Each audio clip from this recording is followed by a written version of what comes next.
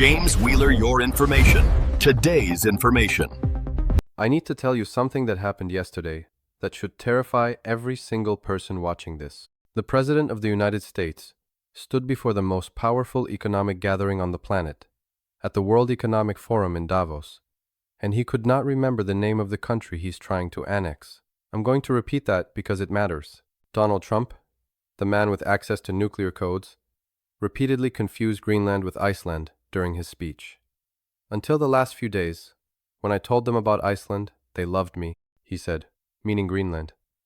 This wasn't a slip of the tongue. This happened multiple times, and the room sat in dead silence. My sources inside the administration confirm what many of us have suspected for months. Former White House attorney Ty Cobb, who worked in the first Trump administration, told MSNBC that the shift in Trump's psychological condition is palpable. Senior aides, speaking on condition of anonymity, have had serious conversations about how to manage public perceptions of his cognitive health. Internal memos are urging tighter control of scripted appearances. Behind closed doors, they whisper about mental slippage. This is happening. This is real. And the mainstream media is barely touching it. But the cognitive decline was just the beginning of the horror show in Davos. What Trump revealed in that rambling, incoherent speech goes far beyond personal health concerns. He exposed the naked face of the American empire in its most predatory and irrational state. He threatened 8 European allies with tariffs unless they surrender Greenland. He attacked Canada's Prime Minister and posted an image of the American flag superimposed over Canadian and Greenlandic territory. He lied repeatedly about basic facts that anyone with an internet connection can verify, and the world watched. The world took notes, and the world began to respond. What I'm going to show you today is how this single event in Davos marks a turning point, not just for American credibility, which is in freefall, but for the entire global order, because something happened in that conference room that the propaganda machine doesn't want you to understand. The resistance began. Canada didn't bow. Europe didn't fold. Greenland refused to be sold like property. And in that silence, in that refusal to applaud, you could hear the sound of a multipolar world being born. To understand what we witnessed in Davos, you need to grasp the context that CNN and BBC will never give you. Since his inauguration in January 2025, Trump has openly declared his intention to expand American territory. This isn't speculation or hyperbole from critics. This is what he said in his inaugural address. He wants to annex Canada. He wants to take Greenland from Denmark. He's been calling Canada the 51st state since December 2024. The relationship between the United States and its traditional allies has fundamentally transformed over the past year. This is not normal diplomacy. This is not tough negotiation. This is an empire dropping all pretense of partnership and revealing what it has always been, a predator that views even its closest allies as prey. Trump imposed 25% tariffs on Canadian goods. He posted altered images of the American flag over Canadian territory on social media. He declared publicly that Canada lives because of the United States. The European situation is equally stark. For decades, Europe accepted American military protection in exchange for economic and political subordination.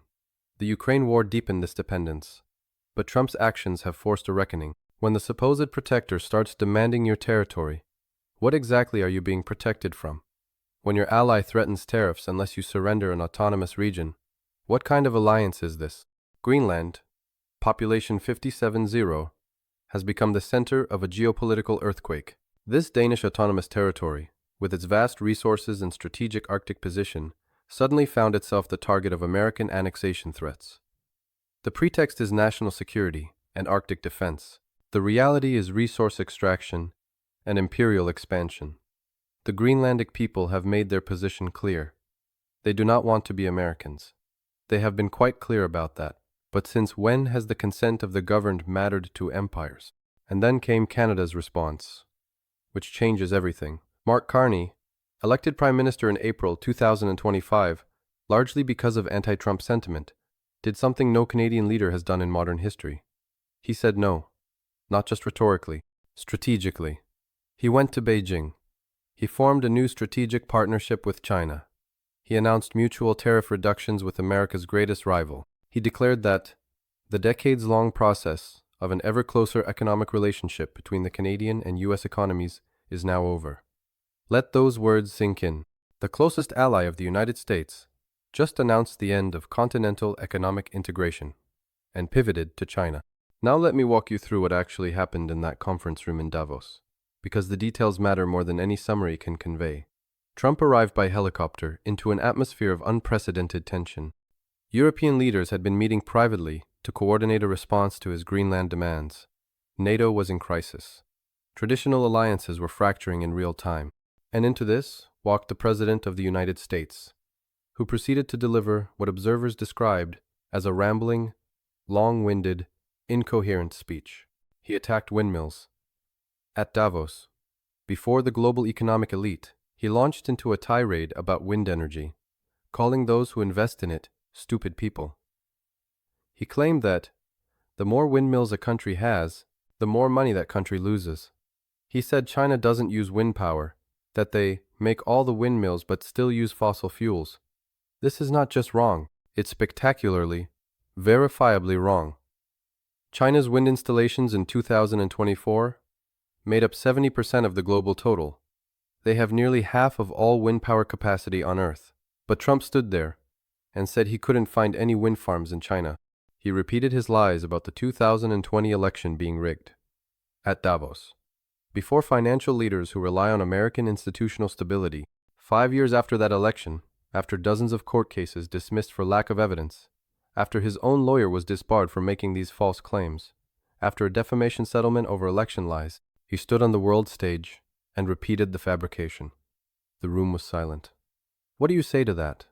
What does the CEO of Deutsche Bank think when the American president denies the legitimacy of his own democracy? His numbers were fiction. He claimed 300. 0 Americans died from fentanyl overdoses last year.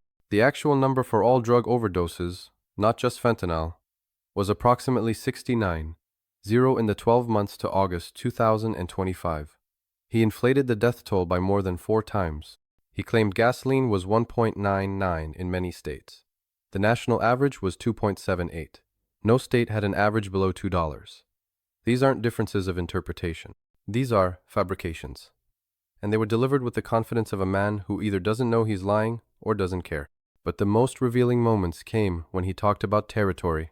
He announced tariffs of 10% on imports from Denmark, Norway, Sweden, France, Germany, the United Kingdom, the Netherlands, and Finland, starting February honest, rising to 25% by June honest.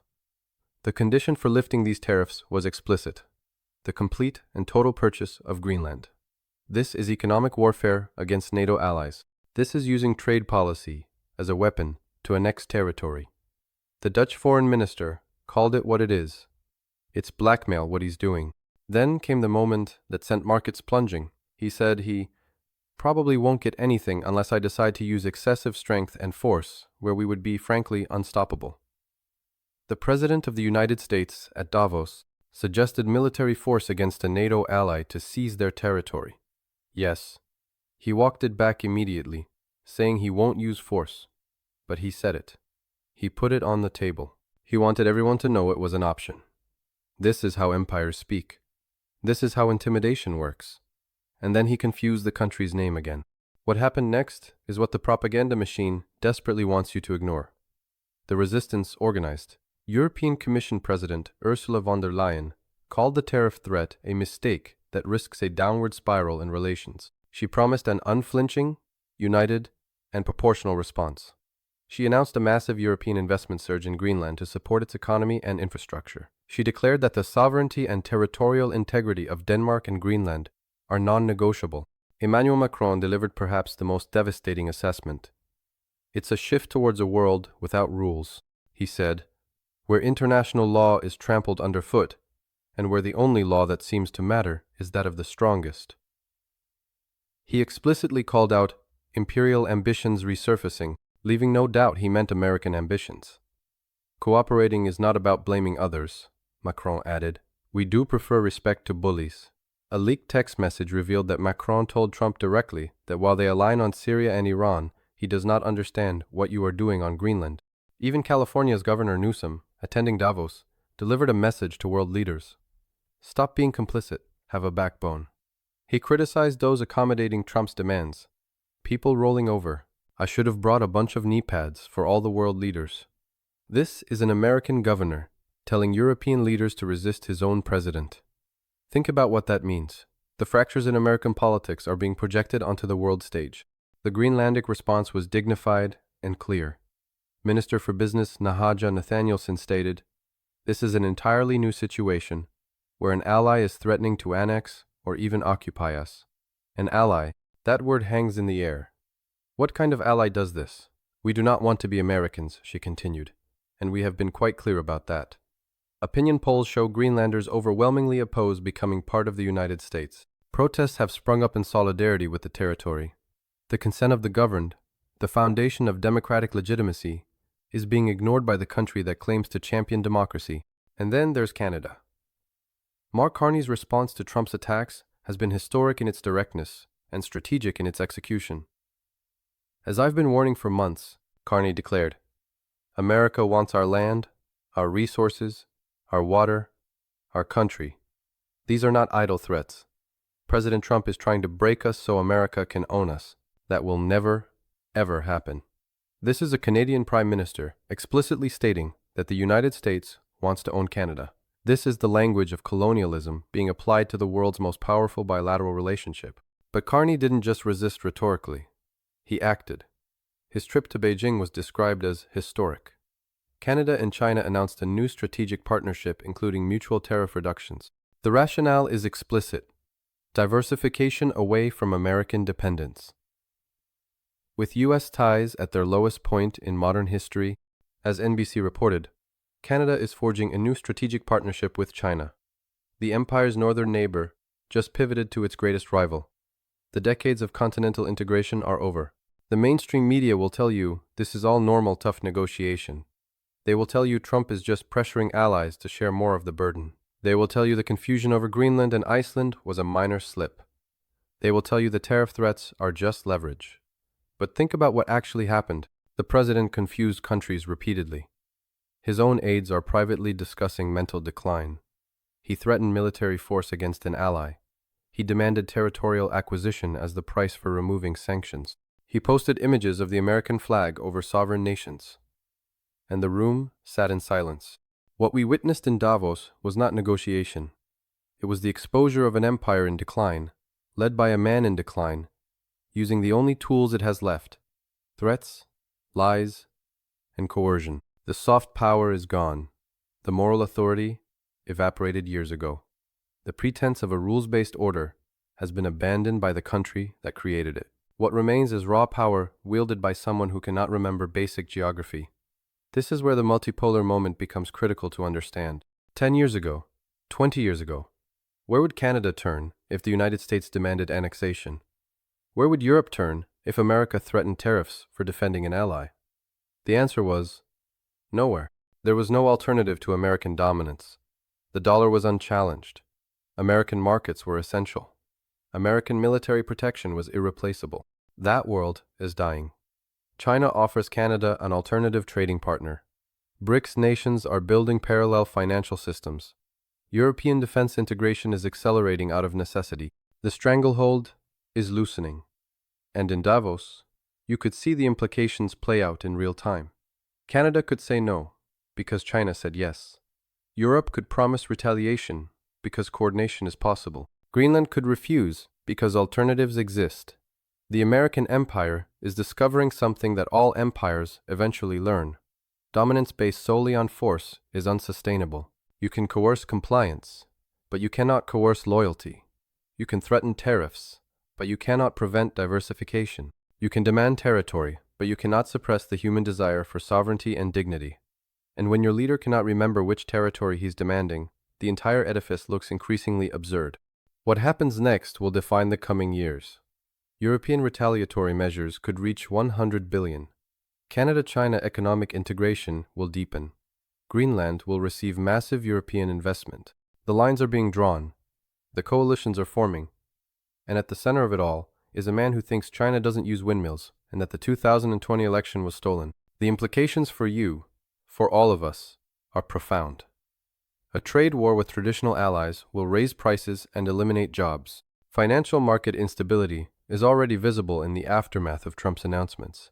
The traditional Atlantic alliance that has maintained a certain stability since World War II is fracturing, and there is a leader with access to nuclear weapons who confuses basic geography and whose own staff whispers about cognitive decline. This is not normal. This is not business as usual. This is an imperial system collapsing into irrationality while the world reorganizes around it. The silence in that Davos conference room was the sound of the global elite realizing that the emperor has no clothes, and possibly not much else left either. I want you to understand something about what this moment means. For decades, the propaganda machine has told you that American dominance was permanent, inevitable, beneficial. They told you that resistance was futile, and alternatives were impossible. They told you the rules-based international order, however imperfect, was better than the alternative. And then the country that built that order stood before the world and demanded the territory of allies, confused which country it was demanding, lied about basic facts, attacked renewable energy to an audience of investors, and threatened force against NATO members. The mask is off. The pretense is abandoned. And the world is responding. Carney going to Beijing is not a minor diplomatic adjustment. It is a fundamental, strategic realignment. Von der Leyen promising massive investment in Greenland is not rhetoric. It is the beginning of European Arctic strategy independent of the United States. Macron calling out imperial ambitions resurfacing is not hyperbole. It is the President of France explicitly warning that the United States has become what it once opposed. This is what I need you to carry away from today. The multipolar world is not some abstract future possibility. It is being built right now, in response to exactly what we witnessed in Davos. Every threat that Trump makes accelerates the process.